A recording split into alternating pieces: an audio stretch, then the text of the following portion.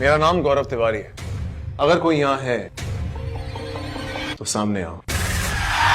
7 जुलाई उस bathroom में गौरव की death कैसे हुई? भय गौरव तिवारी नेक्स्ट सीझन किंवा नेक्स्ट चॅप्टर मध्ये काय असू शकेल असं तुम्हाला वाटतंय? काही कथा संपत नाहीत, त्या फक्त थांबतात. पॅरानॉर्मल वर्ल्ड मध्ये एक नाव होतं जे भीती शोधायचं नाही, समजायचं काम करत होतं.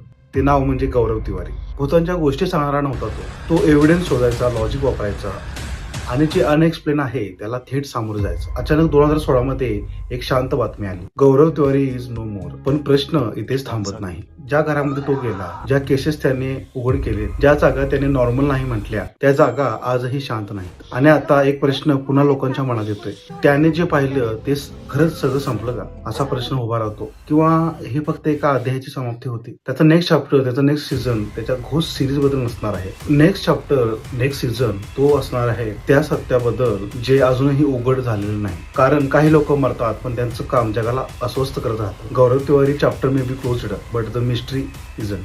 कदाचित म्हणून भय पाहताना आपल्याला भीती वाटत नाही, अस्वस्थ वाटतं. कारण ही सिरीज गोष्ट बद्दल नाही, ती आहे त्या सत्याबद्दल जे अजून अंधारात आहे. धन्यवाद.